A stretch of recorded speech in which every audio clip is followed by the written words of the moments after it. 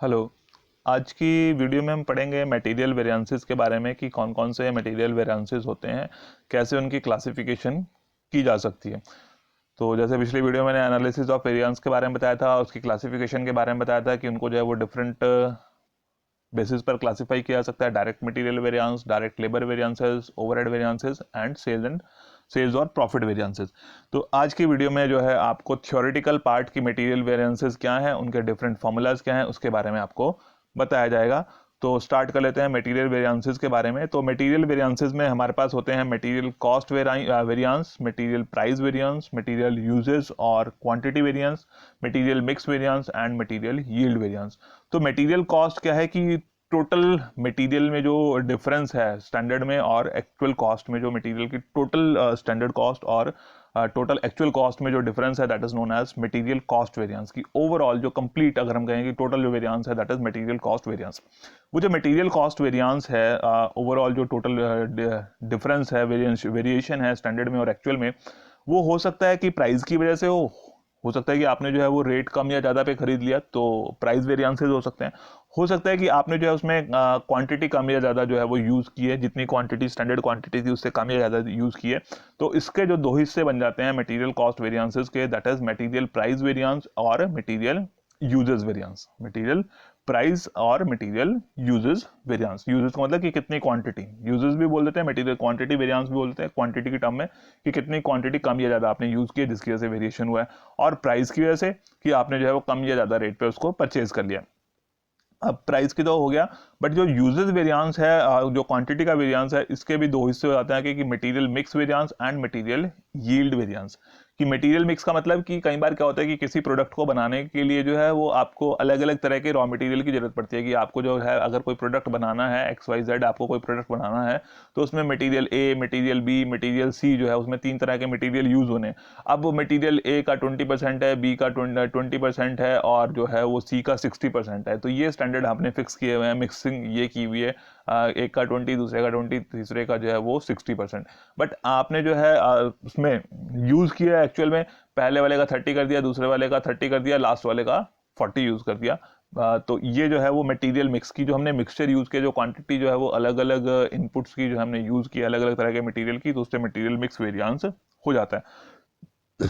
And material yield का मतलब है कि आउटपुट। मटेरियल यील्ड का मतलब होता है कि आउटपुट की कितनी जो है वो आउटपुट जो है वो उस इनपुट से आनी चाहिए थी और एक्चुअल में कितनी आई है, उसके बेसिस पर मटेरियल यील्ड वेरिएंस जो है वो कैलकुलेट किया जाता है। तो यहाँ पे हमने जो है वो फॉर्मूले की फॉर्म में भी आपको दिखाया मटेरियल कॉस्ट वेरिएंस, उसको शॉर्ट में MCV बोल देते हैं, मटेरियल कॉस्ट वेरिएंस। बट कोशिश करनी है आपने जहां तक हो सके एब्रीविएशंस का यूज नहीं करना है और कंप्लीट जो है उसको एग्जाम में लिखना है मटेरियल कॉस्ट वेरिएंस। तो दैट मीन्स कि मटेरियल कॉस्ट वेरिएंस ही लिखेंगे आप, उसको MCV ना लिखें, उसको अवॉइड करें MCV लिखने के लिए। बट अगर आप नहीं कर सकते हैं तो फिर लिख भी सकते हैं। देन मटेरियल कॉस्ट वेरिएंस जो है उसको हम उसका जैसे मैंने बताया था कि that is material price variance और मटेरियल यूजेस वेरिएंस। की जो कॉस्ट जो है वो टोटल वेरिएंस है और उस टोटल वेरिएंस के दो हिस्से हो सकते हैं, प्राइस के बेसिस पर भी हो सकता है, उसके यूजेस और क्वांटिटी के बेस पे हो सकता है। और जो यूजेस वेरिएंस है उसके भी दो हिस्से हो सकते हैं, कि मटेरियल मिक्स की वजह से और आउटपुट की वजह से, कि जितनी हमने यूनिट्स डाली थी, इनपुट डाली थी जितनी मटेरियल की, हो सकता है कि उतनी उसके अकॉर्डिंगली आउटपुट उतना ही आई है, उससे कम आई है या ज़्यादा आई है, तो वो मटेरियल यील्ड वेरिएंस।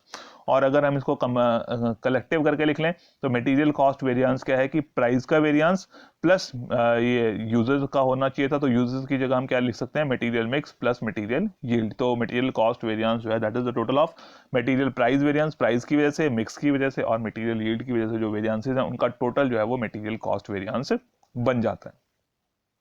देन अब इसके फॉर्मूले कर लेते हैं मटेरियल मिक्स मटेरियल वेरिएंसेस के, कि किस तरह से जो है वो क्या इसके फॉर्मूलाज हैं, जिन फॉर्मूलाज के बेसिस पर हम ये वेरिएंसेस कैलकुलेट कर सकते हैं। तो सबसे पहले कर लेते हैं मटेरियल कॉस्ट वेरिएंस। जो ओवरऑल जो टोटल वेरिएंस की हम बात करें, वो टोटल वेरिएंस हम कैसे निकाल सकते हैं। तो उसके लिए जो फॉर्मूला है that is standard cost of material for actual output minus actual cost of material. क्या फॉर्मूला है आपके पास, standard cost of material for actual output minus actual cost of material.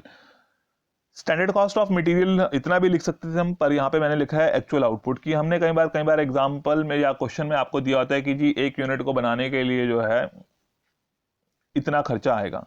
अब आपके पास एक्चुअल में आपने एक यूनिट नहीं बनाई, आपने बनाई 100 यूनिट्स, तो 100 यूनिट्स के अकॉर्डिंगली आपको जो है वो स्टैंडर्ड कॉस्ट भी चेंज करनी पड़ेगी। तो एक यूनिट को बनाने की स्टैंडर्ड कॉस्ट 10 रुपये है, तो अगर आप 100 यूनिट्स बनाएंगे तो 10 रुपये में नहीं बनेगी ना। तो हमें क्या करना पड़ेगा, अगर हमने 100 यूनिट्स बनाई है, एक्चुअल में आउटपुट हमारी 100 यूनिट्स की आई है, तो 100 यूनिट्स के अकॉर्डिंगली जो है हम अपने स्टैंडर्ड्स को चेंज कर देंगे कि स्टैंडर्ड कॉस्ट जो है वो 100 यूनिट्स के लिए इतनी आनी चाहिए थी।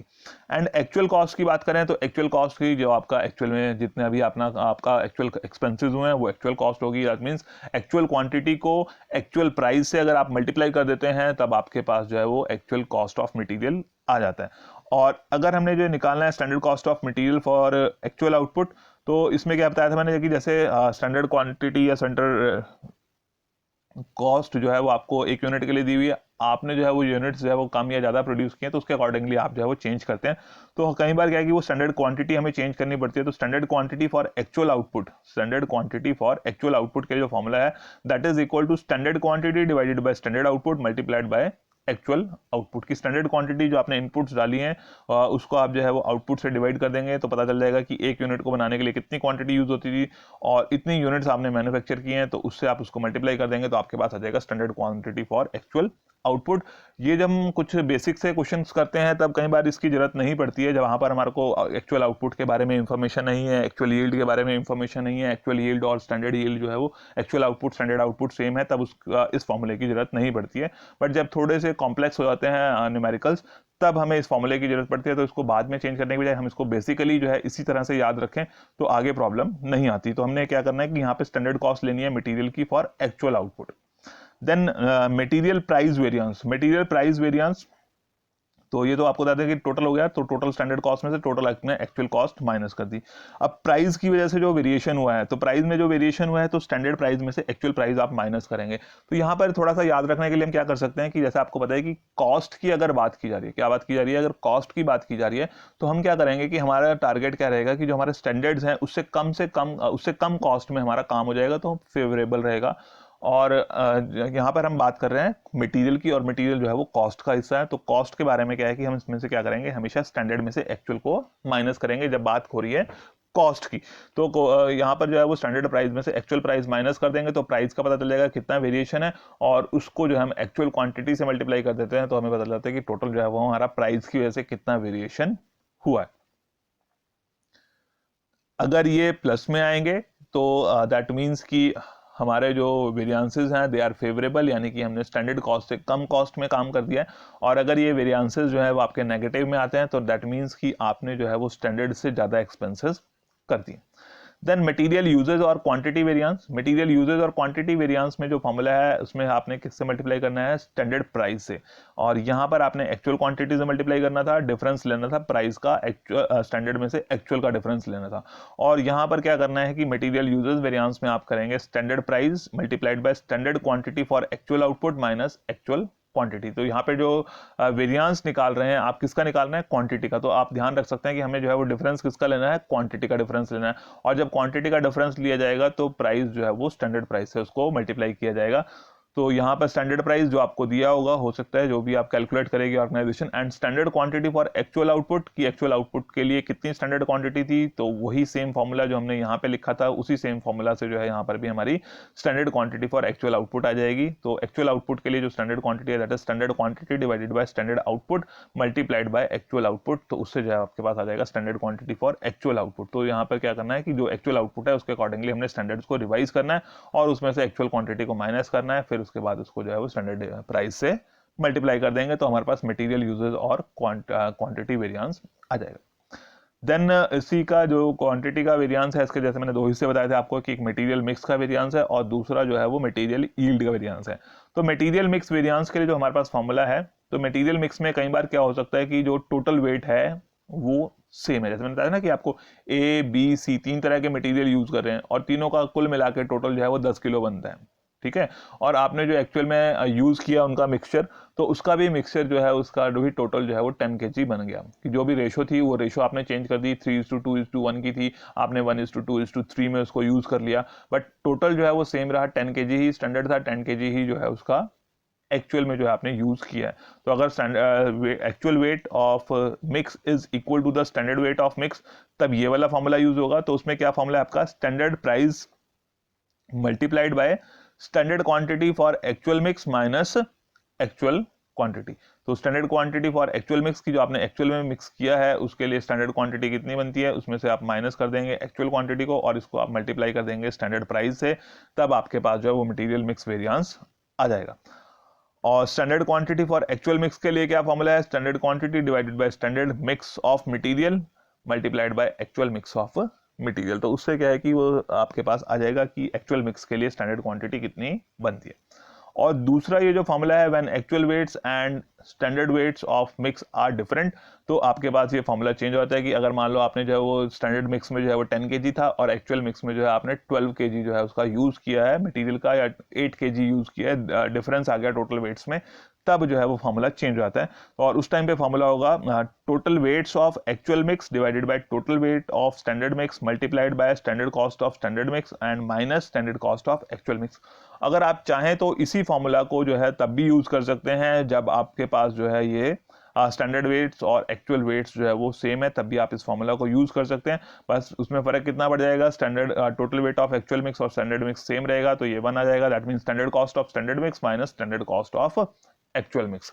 तो हमें क्या करना है कि एक्चुअल मिक्स की स्टैंडर्ड कॉस्ट को standard cost of standard mix से मल्टीप्लाई करना है। तो standard cost of standard mix का मतलब है कि स्टैंडर्ड कॉस्ट का मतलब कॉस्ट भी स्टैंडर्ड मतलब रेट्स भी स्टैंडर्ड, और मिक्स स्टैंडर्ड का मतलब क्वांटिटी भी स्टैंडर्ड।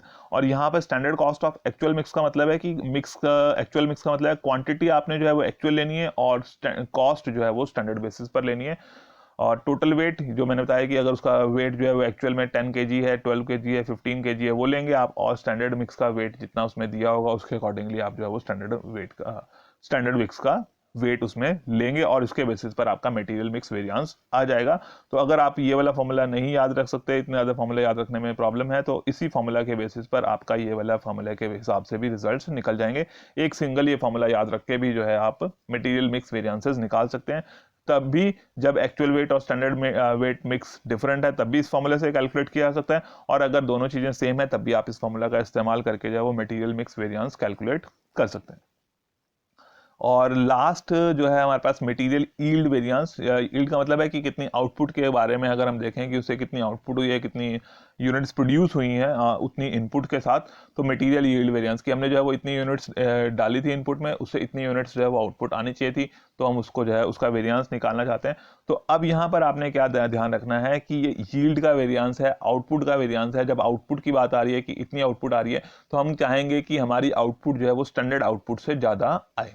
क्या चाहेंगे कि हमारी आउटपुट जो है वो स्टैंडर्ड आउटपुट से ज़्यादा आनी चाहिए। तो जब स्टैंडर्ड आउटपुट से हम ज़्यादा आउटपुट चाहते हैं, तो यानी कि हम क्या चाह रहे हैं कि एक्चुअल में से स्टैंडर्ड को माइनस करेंगे। क्या करेंगे, एक्चुअल में से आप स्टैंडर्ड आउटपुट को माइनस करेंगे, तब जो है वो आपका वेरिएंस जो है वो फेवरेबल रहेगा। तो इसलिए यहाँ पर हमने लिखा है actual yield minus standard yield for actual mix of material, और उस डिफरेंस को मल्टीप्लाई करना है हमने स्टैंडर्ड रेट से, तब हमारे पास जो है वो मटेरियल यील्ड वेरिएंस आ जाएगा कि आउटपुट की वजह से जो है वो कितना वेरिएंसेस हुए हैं।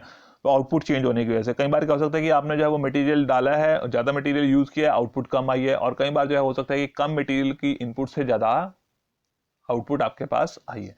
तो यानी कि अगर आउटपुट हमारे पास ज़्यादा आई है तो वो हमारे लिए फेवरेबल है, और अगर आउटपुट जो है वो स्टैंडर्ड से कम आई है वो तो एडवर्स हो जाता है। तो इसलिए आपने यहाँ पे ध्यान रखना है कि इसमें आपने यील्ड वाले वेरिएंस में एक्चुअल में से स्टैंडर्ड को माइनस करना है। बाकी के आप देखेंगे पुराने जो फॉर्मूले हैं इससे पहले वाले, उसमें हमने स्टैंडर्ड में से एक्चुअल को माइनस किया था, स्टैंडर्ड में से एक्चुअल को माइनस किया था, स्टैंडर्ड में से एक्चुअल को माइनस किया था, बट यील्ड वेरिएंस में आप जो है वो एक्चुअल में से स्टैंडर्ड को माइनस करेंगे, और एक्चुअल यील्ड जितनी आपकी एक्चुअल आउटपुट आई है उसमें से आप माइनस कर देंगे standard yield from actual mix of material की। एक्चुअल में जो आपने मटेरियल मिक्स यूज किया है उस एक्चुअल मटेरियल मिक्स से कितनी आउटपुट आनी चाहिए थी वो स्टैंडर्ड आउटपुट होगी आपकी, और एक्चुअल आउटपुट में से वो स्टैंडर्ड आउटपुट यानी कि actual yield minus standard yield, और उस डिफरेंस को आप मल्टीप्लाई कर देंगे स्टैंडर्ड रेट से। और यहाँ पर ये जो स्टैंडर्ड रेट है वो कैसे कैलकुलेट करना है, स्टैंडर्ड रेट के लिए जो फॉर्मूला है आपका that is standard cost of standard mix. Standard cost of standard mix यानी कि स्टैंडर्ड कॉस्ट का मतलब स्टैंडर्ड प्राइस, जो स्टैंडर्ड रेट है उसको जो है वो स्टैंडर्ड क्वांटिटी से मल्टीप्लाई करके जो टोटल आएगा आपका standard cost of standard mix, उसको डिवाइड करना है नेट स्टैंडर्ड आउटपुट। और नेट स्टैंडर्ड आउटपुट का मतलब है gross output minus standard loss. कई बार कहते हैं कि नॉर्मल लॉस है ना, कि आपने इतनी यूनिट्स आपने प्रोडक्शन में डाली हैं तो उससे इतनी यूनिट्स इतना जो है वो मटेरियल लॉस होना ही होना है, तो उसको हम बोलते हैं नॉर्मल लॉस, स्टैंडर्ड लॉस। तो ग्रॉस आउटपुट में से जो है वो स्टैंडर्ड लॉस माइनस कर देंगे तो आपके पास नेट स्टैंडर्ड आउटपुट आ जाएगी, और standard cost of standard mix को नेट स्टैंडर्ड आउटपुट से डिवाइड करेंगे तो आपके पास स्टैंडर्ड रेट आ जाएगा। तो इस तरह से जो है हम डिफरेंट मटेरियल वेरिएंसेस निकाल सकते हैं। तो नेक्स्ट आने वाली वीडियोस में हम इससे रिलेटेड कुछ न्यूमेरिकल प्रॉब्लम्स करेंगे कि मटेरियल वेरिएंसेस जो है वो गिवन इंफॉर्मेशन के बेसिस पर कैसे कैलकुलेट किए जाते हैं। आज की वीडियो में इतना ही है, जिसमें मैंने आपको जो है वो डिफरेंट मटेरियल वेरिएंसेस के बारे में, उनके फार्मूलाज के बारे में, क्या उसके पीछे जो है वो हमारा ऑब्जेक्टिव है उनको कैलकुलेट करने का, वो आपको मैंने बता दिया। Okay, thank you.